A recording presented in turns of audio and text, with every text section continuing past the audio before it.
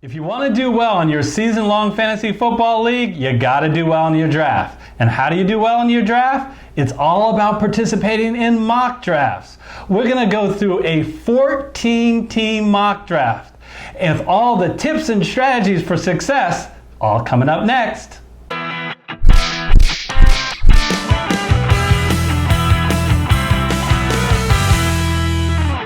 Hello everyone, I'm Eric Lee. And I'm Gary Kurtzman, and we are the Fantasy Football Consultants. And Eric, there's no more exciting way to prepare for a draft than to do mock draft. So I'm excited about this episode here. And there's no harder draft, or I guess you can go 16, 20, crazy, but of the common drafts are out there, a 14-team draft has much more complexity than a 10 and 12 team draft, and that's why we wanted to cover it. Absolutely, and you know, boy, the great picks become even more important, and the reaches that people make become more and more prevalent. We will point out both, as well as the tips and strategies, in this video. But mock drafts are just one component of preparing for the real thing. There are other important components of preparing for your draft that are available on the fantasyfootballconsultants.net website, where we feature pre-draft rankings that are based on the proprietary modeling from Fantasy Football Consultants. So please check that out on the website. It's all free. As well, we offer waiver wire during the season. Each week we offer waiver wire suggestions because it's not all about drafting the best lineup. You got to keep improving that lineup as you go throughout the season. So please check out fantasyfootballconsultants.net each week as you go through the season. In addition to our season-long content, we do cover daily fantasy football. In this off-season, we did a deep dive 9-video master class, all in NFL DFS. We cover picking the right contest. We cover the selections of QBs, running backs, wide receivers, tight ends, and most importantly for anyone who plays season long, defenses, because we really believe, Gary, a lot in the streaming defense philosophy, and we give you all the attributes in that video about how to do it. If you're looking for those videos, look in the description of this video. Yeah, and you know what? It's well worth checking out, especially those positional videos, even for season-long fantasy league players, even if you're not a DFS player, because a lot of the tips to succeed in DFS are also applicable to season-long fantasy leagues. Well worth your time to checking out those videos. Yes. So one thing you can do to help us out is smash that like button right now. It only takes a couple of seconds, and it really helps our channel.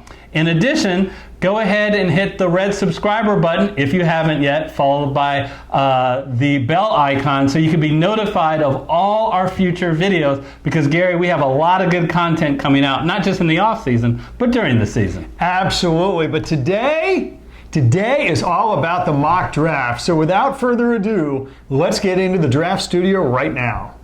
And Eric, let's set expectations a little bit for this draft. Now, in most drafts, I would say 7 or even 8 out of the first 10 players are running backs.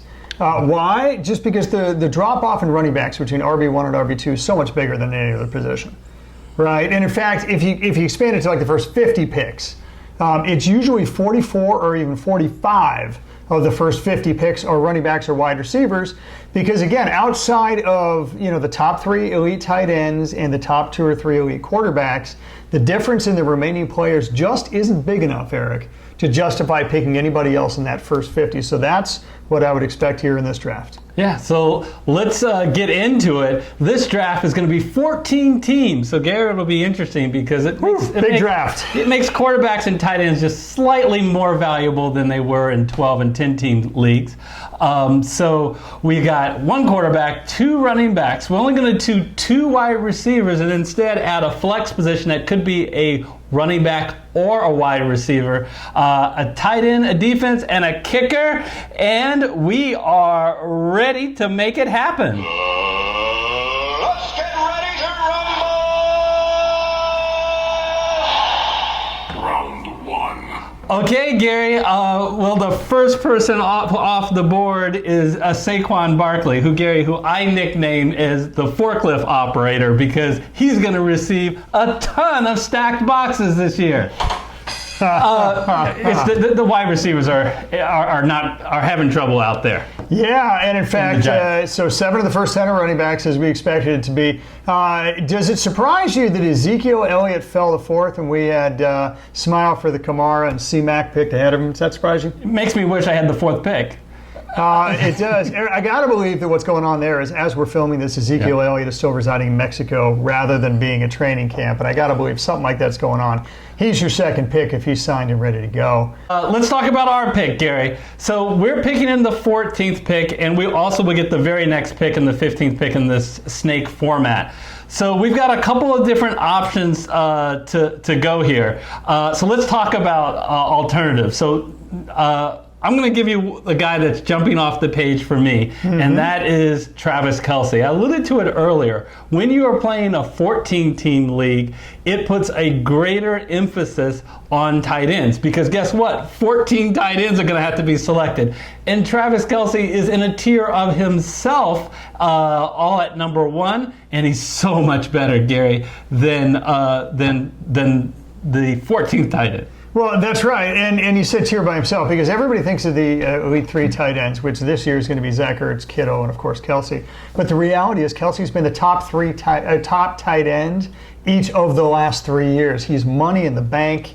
Frankly, he's only going to get better as Mahomes gets better. Bear in mind, that was Mahomes' rookie season last season because it was the first time he played anything close to a full season. So he's only going to get better. So Kelce is likely only going to get better, and he's already statistically in a tier above Ertz or Kittle. I think Kelce's a great pick. And he got more comfortable with Mahomes as that year went on. The last 8 games, he averaged 7 catches for over 100 yards, Gary. That's incredible for a tight end. Yeah. So can we agree that he'll be one of the picks? We can agree that he'll be one of the picks. And okay. Eric, what do you think about the other here? This is tough because I have a bias to Gary to want to go running backs. Let's do it like a primary. If we were going to pick a running back, which running back would you go? Why don't you just sort by running back? Okay, so if you sort by running backs, what you're going to see here, and it's going to go back down to 4. Connor, Mixon, Chubb, and Dalvin Cook. I don't think these are the surprise. On most people's draft list, these are going to be your next 4 running backs. Everybody, to me, the one thing I don't like about this is that now we're down to the running backs that all have question marks. Is James Conner going to be the bell cow running back for Pittsburgh? Because they're not talking about it that way during the preseason. Joe Mixon, frankly, had only 2 good offensive linemen all year last year. They're just a poor offensive line. One guy retired, one guy's injured, and possibly out for the year. So now you're down to, 0? So I fear for his offensive line. Nick Chubb has maybe less question marks than those guys. Certainly Duke Johnson's out of the picture. But then again, Kareem Hunt after the 10-game suspension. You don't want to start a timeshare right before the playoffs, so that's a question mark. Dalvin Cook hasn't played a full season yet, and you worry about his health. So I'm not super excited in the first round or the first pick of the second round with either of these guys. And I'd probably take a look at wide receivers. Okay, so you should run for president because I asked him which one he liked best, and he didn't take a stand. Mix off. It would because, but I agree with you. I'm not super excited. I also think James Conner's right there with that Pittsburgh offense. That it seems like whoever is running for him has a big year. Let's go to wide receiver. So obviously we're not picking tight end and we're not picking quarterback. So Smith-Schuster is going to be obviously the wide receiver 1 on Pittsburgh, which, by the way, the wide receiver 1 slot has been scored in the top 5 each of the last 5 years. So that's incredible. Obviously, yeah. Antonio Brown says that's because of me, and I'm on the list too. What about me out here in Oakland? Smith-Schuster had a top 12 year, even sharing with Antonio Brown. Being in the number 1 slot is only going to beef up his stats. I don't think he comes to the question mark. He's an elite wide receiver. Tyreek Hill. Well, let's face it, depending on your scoring system, he was the top number 1 scoring wide receiver last year. So, and quite frankly, he's not going to get any suspension. If he stays healthy, going to play all 16, so that bodes really well for him. And depending on whether you have an ethics clause on your fantasy football team. I don't. Antonio Brown, obviously, he pound for pound, talent for talent, he's the best wide receiver in the game. So you can't go wrong with him either. Sweet mother of God, what is the holdup? That is the rest of the owners, all 13 of them. Okay, I'd go with Smith-Schuster, Gary. The experts say him because I say him. I'm one of the experts. At least that's what I think of these, Smith-Schuster is going to be your best bet, but I don't think you can go wrong with any of them. Frankly, I think your next pick is tough, but I would probably go Smith-Schuster and then go back to the tight end with Travis Kelce for the reasons we talked about earlier. Yes, so let's snap up Kelce. So we picked, now it's So it's a little scary. We did not pick a running back in the first 2 rounds, and we've got a long wait. So let's hope not many running backs go. Well, and of course they are. Of course they are. But the reality is we pick tight ends. Pick tight ends. The good news is more wide receivers went than running backs went over the last 26 picks. So that's the good news. So let's see who we're left with. Eric, I'm going to sort by running backs. Yes, here. please. And let's open it up to a few more running backs because we might go running back here, but I want to see what wide receivers are out there. Only Patrick Mahomes has been taken of the quarterbacks. So that's worth noting. And the Elite Three, were the Elite Three tight ends gone? Is Kittle gone? It doesn't matter because we picked Kelce, so we can ignore that. Yeah, all 3 of the Elite tight ends are gone. And that makes sense. That's according to the plan here. So, depending on what you think of Josh Jacobs, the thing I like about him is he's a 3-down back as he can catch as well as run. He gets the goal line carries, and Oakland desperately needs an RB1 because they basically have nobody else behind Jacobs. What do you think about Chris Carson? You're the Seattle fan. And I'll answer that in a second, but we're getting close to the situation where a lot of these guys have question marks about them. Josh Jacobs doesn't have many. I love Chris Carson. If I feel like a member of the mob. If Rashard Penny something would happen to him,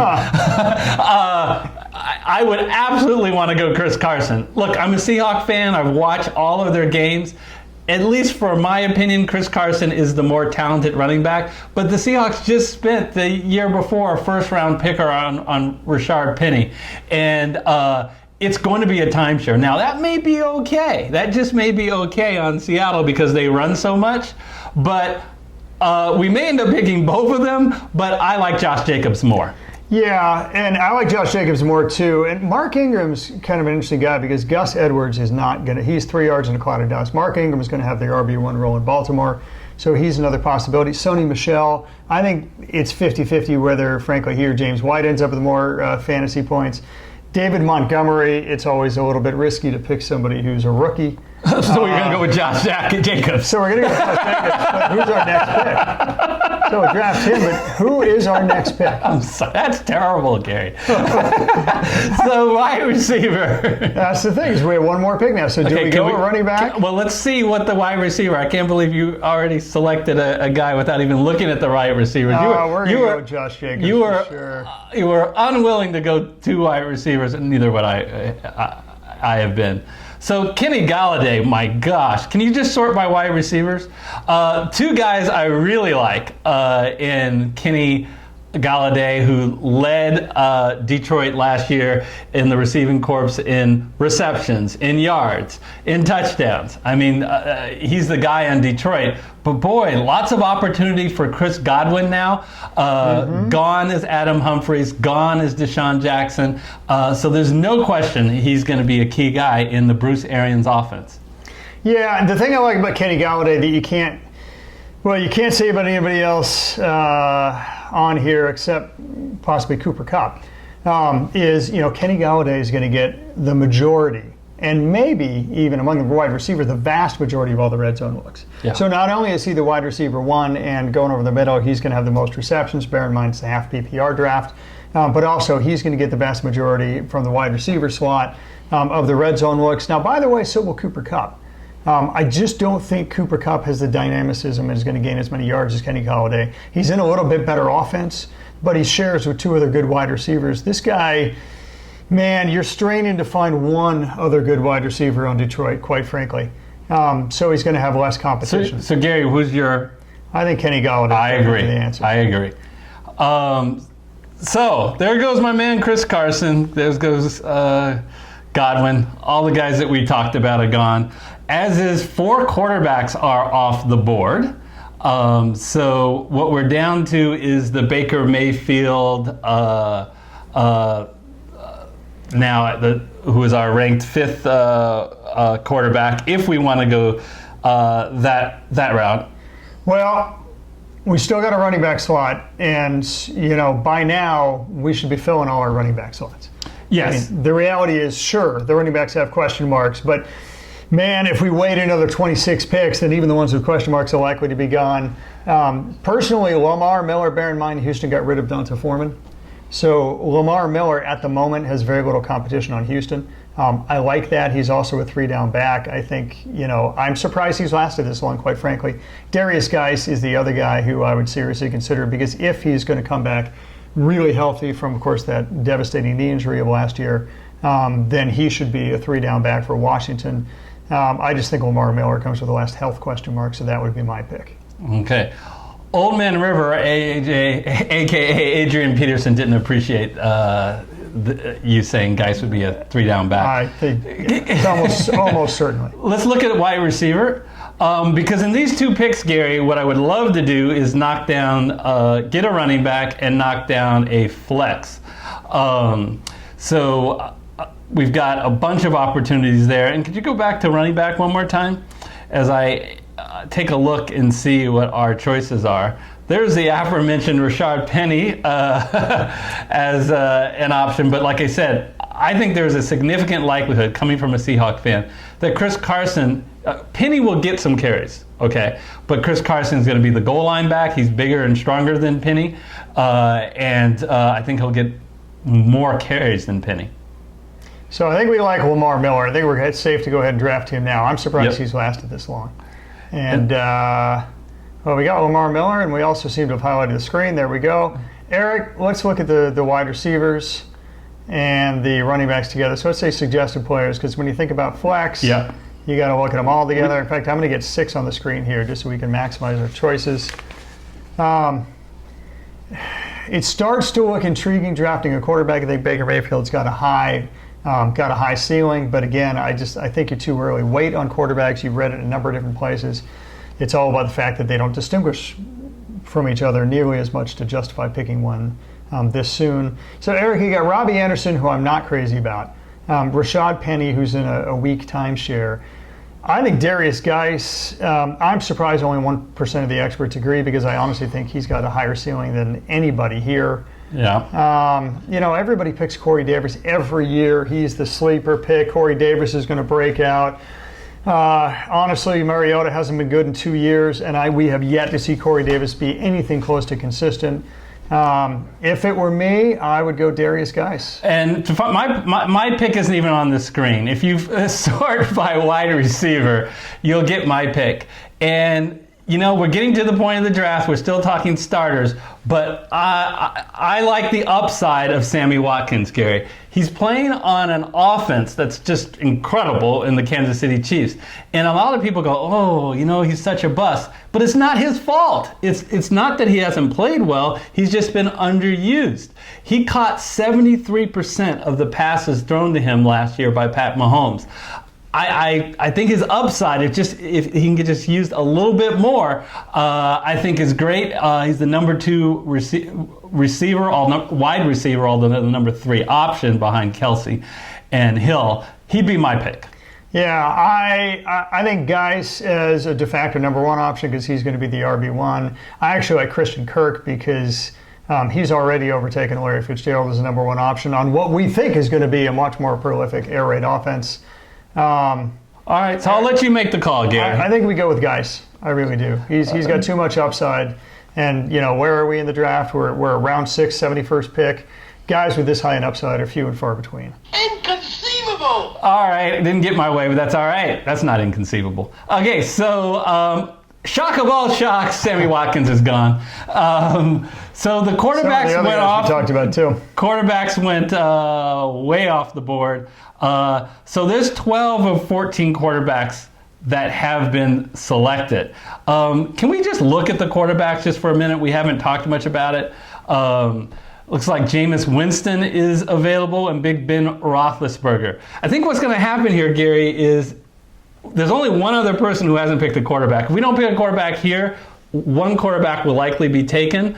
but likely not the other. I just don't think there's high likelihood that people will be picking backup quarterbacks this soon. So we can wait at this point if we're okay with Winston or Roethlisberger. Yeah, I mean, that's an excellent point. Look, we're spying. We already know 12 teams have picked quarterbacks. That's this figure over here. So what Eric said, look, we're going to be the 14th. We're going to let somebody else pick the 13th. Jameis Winston, Ben Roethlisberger, both are going to have good seasons. Neither is going to have a great season. He throws too many picks. He doesn't quite have the offensive firepower or the offensive line that he did last year. But the reality is they're good quarterbacks. So let's wait on that. And I think waiting on a quarterback is always the right strategy, no matter what the scoring system, frankly, unless you get a 2 QB league. So now, Eric, we're down to this. And there's one thing that surprised me. I'm just going to go ahead and suggest, because here's what I'm seeing. I'm seeing guys like Austin Eckler, and I'm seeing guys like Darrell Henderson. Why do I pick them? Neither one of them has the starting job. Why would I even think about it? Because now's the time. I mean, we're at the 98th and 99th overall pick. Now's where you go with the guys that have the high upside that you're starting to take shots in the dark on, the sleepers, right? The guys who have a 10% chance, just to throw a number out there, of being an incredible starter for you. That's how you win fantasy leagues. You take enough shots at guys like that, and eventually you're going to hit on one. The reason why I like Darrell Henderson is because Todd Gurley is a big injury risk with his knee, and Darrell Henderson is the next man up in an incredibly prolific offense. Austin Eckler, the question is Melvin Gordon going to pull Le'Veon Bell? They have different contracts and there's different incentives, but the reality is Melvin Gordon may not play this year, and Austin Eckler would be a first-round pick if we knew Melvin Gordon wouldn't play. So I'm intrigued by both of those guys. Eric, what do you think? I think you're crazy. Austin Eckler would not be a first-round pick if Melvin Gordon sits out. San Diego Chargers. Ohio Chargers, number one running back. You don't think that's in the first 14 picks? No, because Eckler has proven when he's had that role, he's not an everyday down back. Now, I agree with you. I agree with you that he is a good player and an interesting guy to pick up. But because even if something goes around Gordon, I don't think he's an absolute star, where I do think Henderson would be with Gurley. I would go with Henderson here, but I want to look at wide receivers. We got 2 picks. I like them both. I want to look at wide receiver. Henderson. You've ignored me, but that's all right. We have a pick right now. Okay, I might have gone 2 wide receivers, but probably not. Probably not. All right, so here's 5. Okay. Who do you like? So there's a lot of options here, and looking at I look at D.D. Westbrook. I mean, we're getting pretty deep into the draft here, Gary, and we may very well have someone who could potentially be the number 1 wide receiver on Jacksonville. And this isn't your father's Jacksonville team. I think their passing game, switching from Bortles to Foles, will be greatly improved. So I'm drawn to Westbrook here. Kiki Cutie is an intriguing pick. My problem with him is we have not seen him play with a healthy Will Fuller. So, obviously Hopkins is the number 1 option. Who really will be the number 2 option with both of those guys healthy? I got a feeling it's going to be Cutie and not Fuller, because they're going to put Cutie in the slot. And so he's going to get certainly more options, more chances, right? Now, Fuller's going to get you the home run balls, right? But God, Will Fuller's touchdown rate is so massively unsustainable. I like Cutie, I like his upside, but I also like Westbrook for the reasons you talked about. So I have absolutely no problem going D.D. Westbrook here. Okay. I like Austin Eckler more than you do, for the record. I think if you knew a priori that Melvin Gordon wouldn't play, there's no way in hell he lasts past the second round, which I don't think you can say about the rest of these guys. But we took guys before. To use a football analogy, I think you moved the goalpost. I thought you said a first-round pick. Anyway. I'll take a second-round pick in the 8th round. Sure I will. Absolutely. All righty. So a whole bunch. So here we go. This is like a whole bunch of a bunch of wide receivers off the board. Well, that's right. A bunch of wide receivers off the board. And that QB, Jameis Winston, was taken. So, by the way, Austin Eckler was taken right after we picked.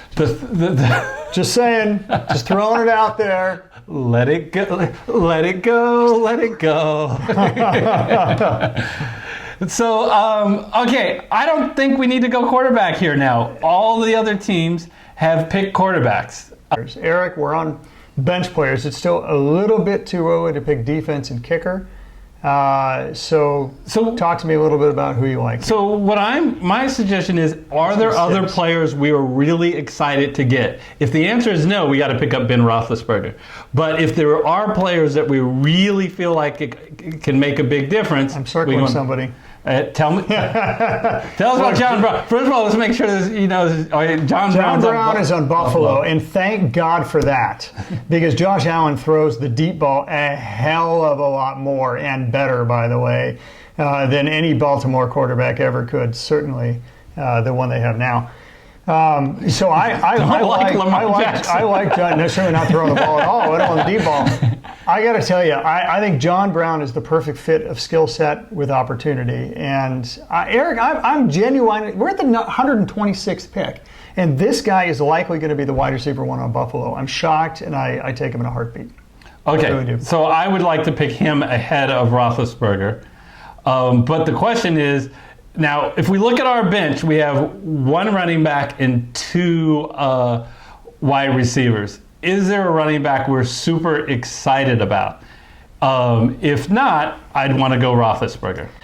Ito Smith is going to be buried behind Devonta Freeman. I know he got some carries last year, but bear in mind, Devonta Freeman was injured. Carlos Hyde on KC, he's intriguing only because Damian Williams, as we film this, is still injured. And so they're unwilling to say that he is the absolute number one running back in KC. And the number one running back KC, whoever it is going to get huge points. But honestly, it's Damian Williams to lose, which is why I'm less excited at this point in time about Carlos Hyde. Everybody's got serious question marks. I would say of these guys, frankly, Hyde probably has the highest upside. Okay, Damian Williams goes down, but I'm not excited about it. Look, I know you're not excited about this guy because of previous videos you've ripped him, but Peyton Barber, to me, of these guys, has the biggest upside. Yeah. You say that, and he was a clear running back last year, and Ronald Jones II was on the team. You're right. You're absolutely right. I think that the coach of Tampa Bay needs to realize that Ronald Jones has twice the talent that Peyton Barber does. But you're right. If he doesn't, then Peyton Barber has a significant upside. Okay. Well, of these guys, there's no question that Peyton Barber has the best upside. And so he has enough of an upside that I would pick him and gamble that a backup QB, someone's not going to take a backup QB before our next pick. I don't mind the gamble. I do think Peyton Barber has proven to be a 3 yards in a cloud of dust guy. That's what he's been. That's what he always will be. It would shock me if this guy gets the majority of carries on Tampa Bay, especially now that they have a new offense, right, with a new coach. And a guy who, he's the guy that has coached two running backs that previously had no Pro Bowls to their name, and they both became Pro Bowls on his last two teams that he was the offensive coordinator. Why? Because they were 3 down backs and they excelled not only in rushing and receiving. He was very dynamic about it. Peyton Barber just simply can't catch the ball, and Ronald Jones can, so I don't think there's a good fit. I say that just to counterbalance the fact that historically Peyton Barber has been the preferred guy in Tampa Bay. So you're right, he's got serious upside. I'm willing to take him. I do, for the record. If Gary's Geist doesn't go back with the injury, this guy's still the guy in Washington. That gives him some upside. Carlos Hyde, if Damian Williams continues to be injured. You've gone over all that. My question is, what is your pick if it was your choice? My choice is Barber. What's yours? I definitely think you skip quarterback. So I would go, quite frankly, at this point in time, it's a toss-up between Peterson and Hyde. Wow. Wow! All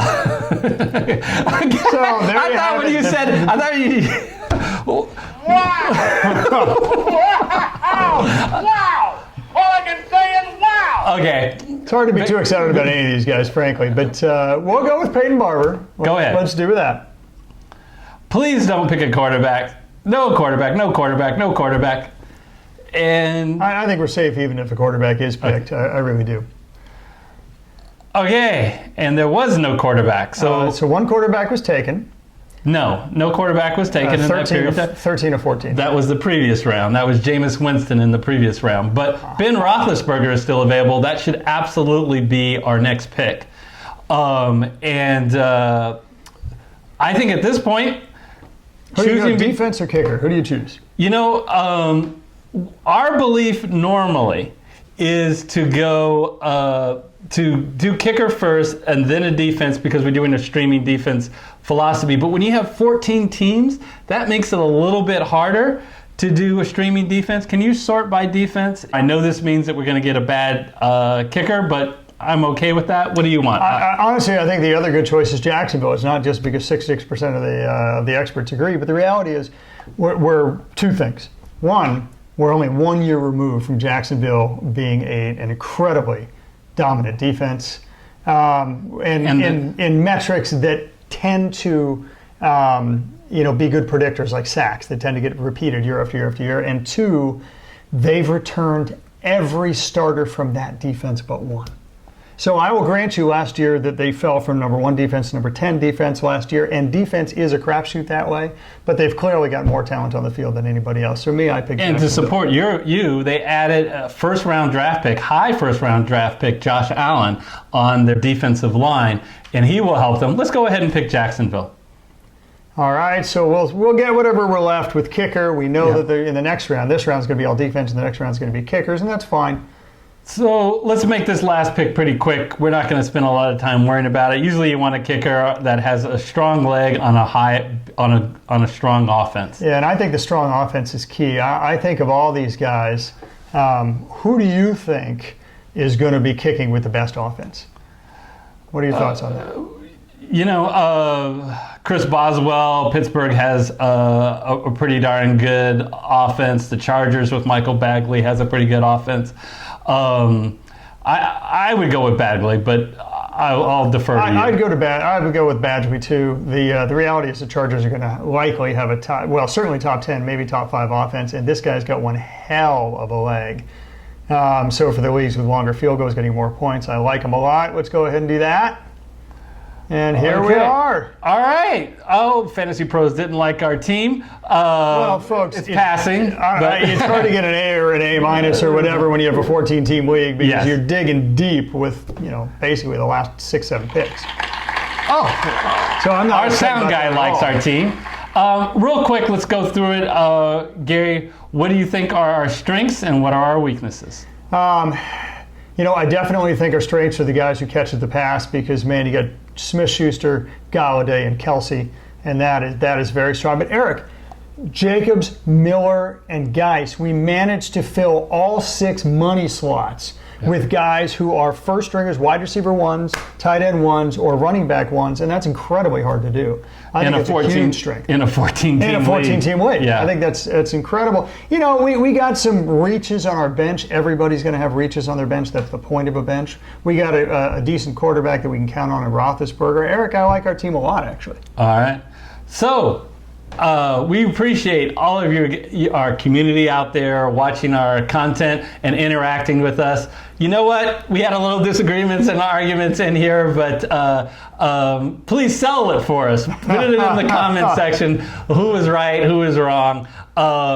But if you can do us a big favor, though, go ahead right now, smash the like button. And if you haven't yet, go ahead and hit the red subscriber button to subscribe because we got a lot of great videos. If you want to see more of these mock draft videos, when they're available, we'll put them up on the screen over there. And if you play daily fantasy football, check out our 9-class NFL DFS Master Class series, and those videos are right up there. Until our next video, we'll see you next time. See you next time.